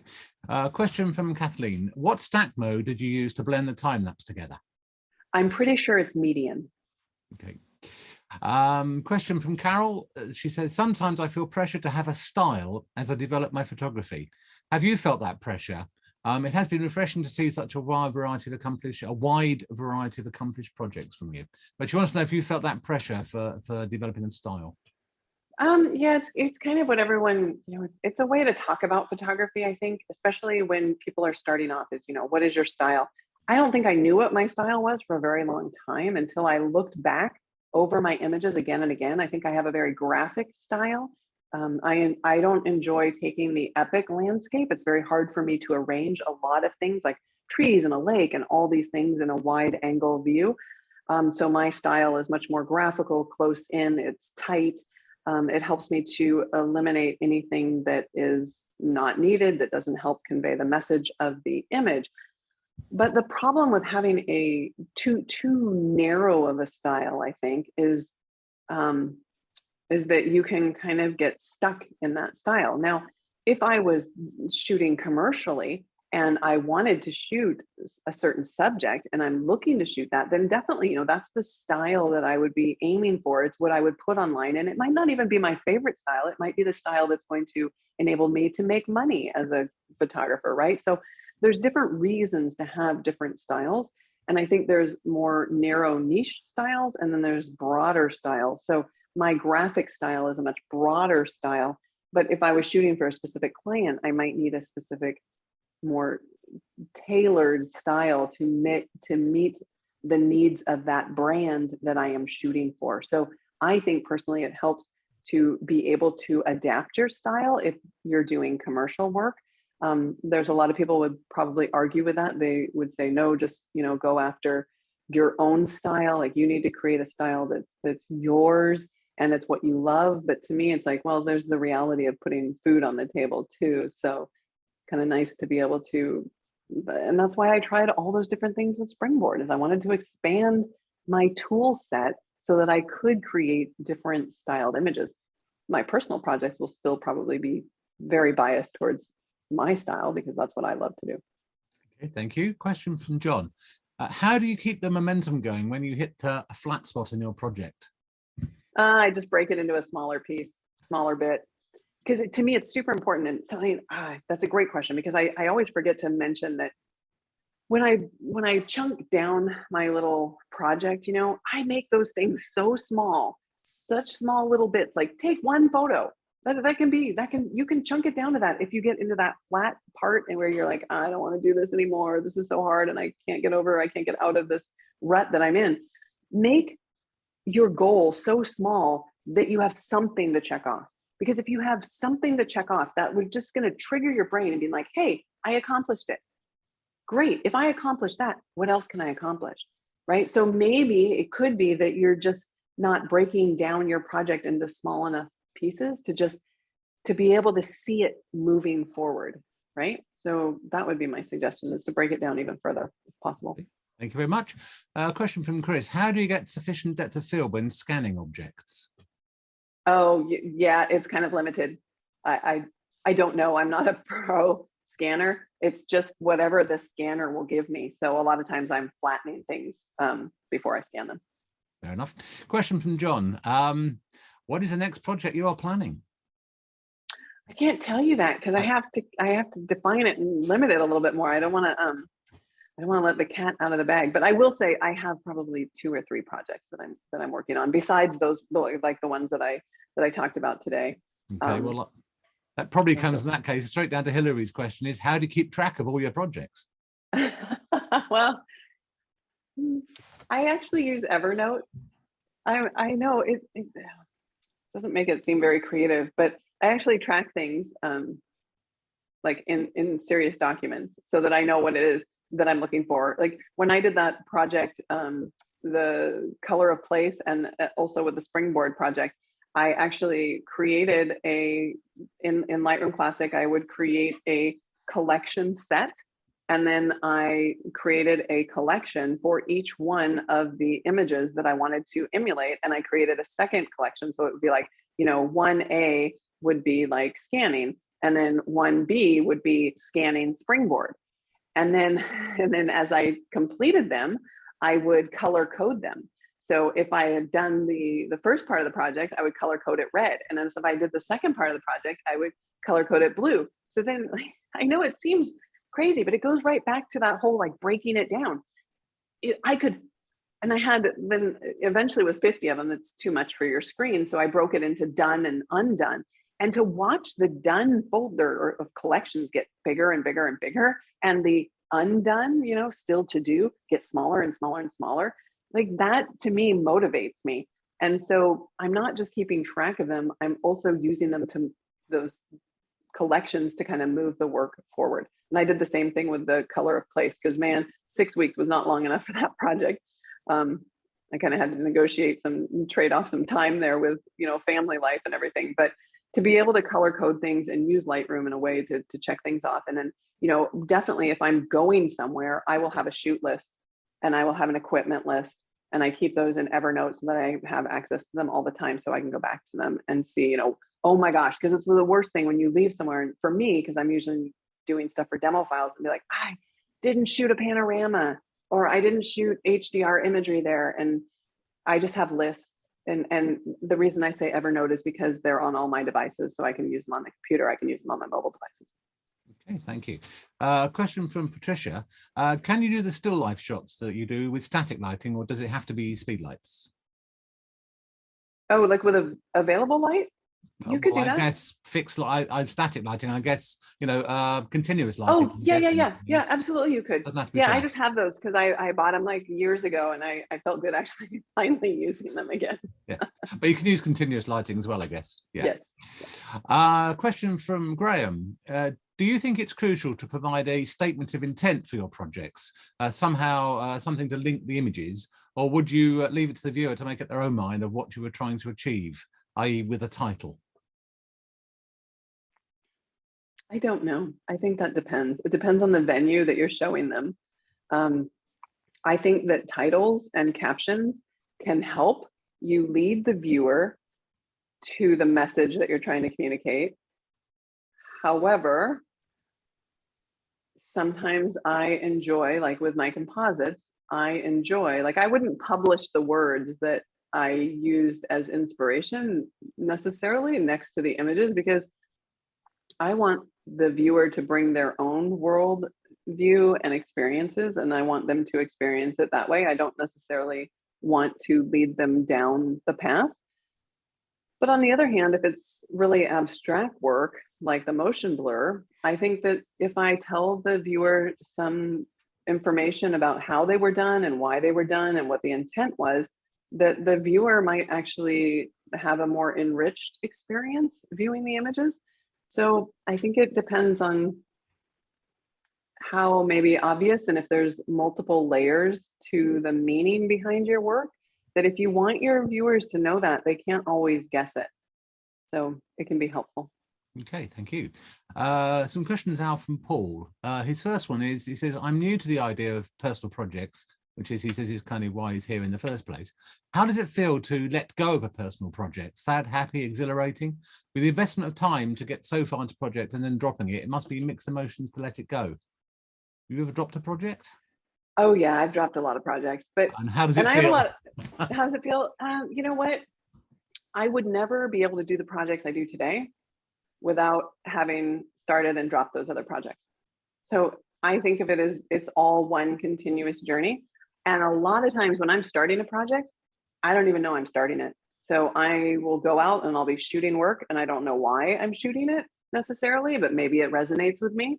And then over time, as I look back through my work, I start seeing that red thread through it, right? I start seeing like, oh, there's similarities here. And then I start asking myself, like, what does that mean? What, you know, what is the point of that? Or why am I shooting this? Why is that resonating with me? And so even though, yes, it can be like, I see, I just don't think it's that, you know, that comes back to the question about failure. I don't think if you drop a project, you have failed the project. I think that it is, I always want to look at my projects as a stepping stone that have taken me to something else. And that will actually probably give permission for some people to drop projects. And I think that's absolutely fine. That's good advice, thank you.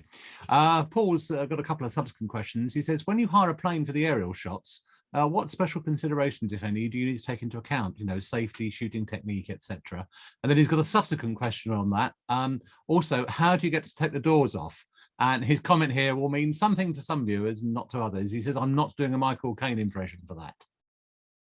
It probably Okay. If you're familiar with the old Italian Job film, that'll mean something. But his main question is, what considerations do you take into account for safety shooting when you hire a plane, and how do you get them to take the doors off? So there are pilots that will take the doors off. So you need to do a little research on Google wherever you're going and get some, you know, get a reputable. There are lots of reputable outfits in the small, no matter where you go, that will take the doors off. But the pilot would certainly have to be comfortable taking the doors off before I would get in a, you know, if I ask a pilot if I can take the doors off and they say no, then I'm not going to. I'm going to get a different pilot. Yeah, I would just make, I mean, for me, it's all about safety and security and the reputation of the people that I'm hiring. So I'm going up with I would fly with a reputable company that has experience with it. And here's the thing, the more experience they have specifically with photographers, that you will get better shots because you will have better communication with them. Like you'll be talking through the headset the whole time and they will understand what you mean when you say, I need you to circle around again. I didn't catch that. I want to be a little bit further south because the light's not right, whatever it is. And so the more experience the pilot actually has flying photographers and videographers around, probably the more likely you're going to have a successful shoot. I suppose the trick is to try and find firms that supply the film and photography industry, because they will be, yeah, possibly more expensive, but certainly they'll do what you want to do and they'll know what you want to do. Exactly. Okay. Question from Peter. Your example images are all in color. Do you do any black and white images or projects? You know, I started in black and white a million years ago, and I just haven't lately. I don't use a very vibrant color palette. So no, I don't. Maybe that should be one of my next personal projects. Fair enough. Question from Keith. You chose 52 photographers to emulate in lockdown. Can a list of these be made available? So it could be an inspiration to others too? Yeah, no, they can't. I'm really sorry. Fair So enough. I talked to a lot of the photographers, and the reason I don't show any of the before work is because not all of them were keen on it. So I apologize, but I cannot. Fair enough. Question from Hillary. Do you shoot your own textures? And if so, where do you find them if you do? Oh gosh, yes, I shoot all my own. I have a huge image bank. I shoot all my own clouds, my own skies, my own textures. You just they're everywhere. Textures are everywhere around you. Just go for a walk on your street and you will find them. I do find that I shoot them. Remember that if you shoot a texture, that the texture will probably be larger in your image, right? So I try to get very fine textures. You know, I think of the gravel on a road as opposed to big rocks. You know, I'm trying to get really small items to get my small, finer textures. Think construction paper. You can go to the paper store and buy all sorts of beautiful papers that you can photograph that work as fabulous textures. Okay, that's great. Question from John. If you had to name one aspect of your photography that was the most fundamental and important, what would it be for us beginners?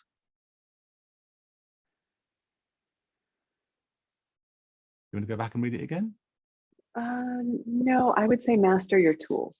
Master the technology so that you're not fumbling with your camera and settings and everything. Because for me, that's what I would say. It was most important for me to know, to be able to show up somewhere and go, I want shallow depth of field, or I want everything in focus. And to know how to do that relatively quickly so that I didn't take myself out of the creative process, and so that I wasn't fumbling around with my tools. This happens with, I have one tripod that always gets jammed. I should just throw it away, but it's the perfect weight for me. But I know that it just frustrates me so much that it'll take me out of the creative process. So mastering the tools and the technology that you're going to use, I think will enable you to switch back and forth, because photography is very left brain, right brain, right? There's the creative aspect of it. There's seeing the scene, there's anticipating the scene. And then how are you going to be doing that when you can't figure out how to set your camera's settings? So that's what I would say. Okay. We're closing on the final few questions now. You'll be glad to hear. Question from William. Any suggestions how to change from pointing the camera at something to taking a photograph of something? Very good question. That's an excellent question.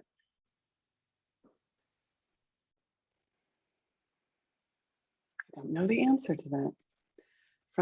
How would you go from pointing? Camera. Okay, I'll tell you what. This is how I would do it. If I had to turn that into a project, that would be my red thread project. So you take the first picture, you take the grab shot, right? What you take when you see a line of photographers all lined up with their tripods, all taking the same picture, they're all pointing their cameras at something, right? You take that picture, and then you have to take 2 more pictures that you're happy with before you leave that scene. I think that if you learn to work the scene, you will see your photography improve. That's good advice. Thank you. Question from John. If you knew that no one would ever see your photos, would you mind or get as much pleasure from it still? Yeah. The composites especially, because a lot of times, and this gets back to how much do you explain about your imagery, how much do you leave the viewer? The composites take an incredible amount of mental energy for me to create, because it has a lot to do with psychology and kind of working through and using art to help us and the creative process to help us work through, I won't say issues, but life events. And I think it helps me solve problems. So my composites, absolutely, I would continue creating. And plus, sometimes people see things in there that I'm just like, what? That's crazy. That wasn't my intent at all. But it doesn't really matter, because everyone's they're bringing their own worldview. And as for my straight photography, absolutely, I would continue, even if no one was ever going to see them, because one, they document my life, and they serve as memory aids for me. So there are so many things that I would have forgotten that I'd done or seen, or places that I've been to. But because I have those photographs, they trigger memories for me. And also, they're an excuse. Photography for me is such an excuse to get out, because I don't like sitting still. So I can't just go out and cross country ski. I want to go out and photograph. Well, I want to photograph, and it encourages me to go out and be in the wilderness, which is really good for my heart and soul and creativity, because I can't be around people all the time. I need that alone time to re-energize myself. Actually, that goes quite nicely into the next question from David. He says your degree in psychology shines through a lot of your work in the way that you identify concepts and options. Are you aware of this, and has it helped you in your work? I think it's helped me in my work tremendously, but I won't claim to be aware of a lot of the psychology and the behind what I'm doing while I'm doing it. So I'm not out in the field thinking about the psychology behind something. It's really when I look back at a body of work or images taken over time that I start to see the relationship between events and things that I do, or color palettes that I use.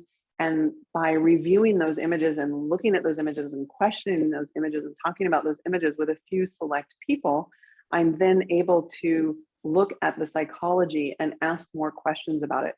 I think a lot of times we as photographers, we take pictures, we post them, and then we set them aside.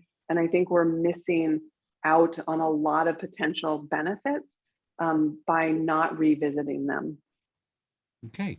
And last question from John. Aside from your job, how many hours a week have you put into your personal photography?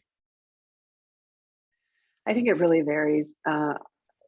It really varies. So I'm very fortunate in that my job and my personal work, the line between them is very muddy, right? So I work a lot. I don't have kids, so that gives me a lot more time to focus on my own work. I enjoy doing it. I try not to, like I said, watch television. I would be just as happy retouching images. So a concrete number of hours, I don't know, because between work and my probably 60 hours a week. So if you do a 40-hour work week, then that's a lot of hours, but it's not because I love it. So, and those hours could be thinking about it. It doesn't have to be necessarily, it's post-processing, it's looking back on imagery, it's buying props, it's getting ideas, it's brainstorming. I try to surround myself with other photographers, which has been really difficult during COVID, because I love to bounce ideas and see what other people are doing. Not because I want to do the same thing, but because, again, that whole idea of springboarding to something else. So I spend, I guess besides that and kind of working out and doing some other little hobbies, I spend the majority of my life storytelling and image making, but I love it. Great, thank you very much. There's a few more questions are creeping in here. There's some questions coming in about about referencing the smoke flake effects again, please. I think you said you're going to put that in your blog. Yes, I think I will. A stack mode and smoke.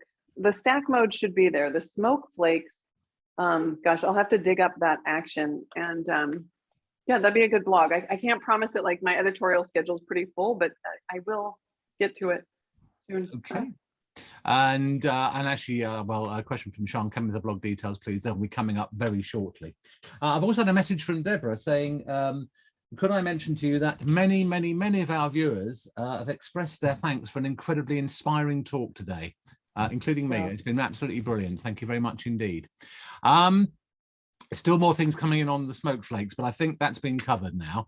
So that has been the last question. And Julieanne, once again, thanks very much for your insights and your photography.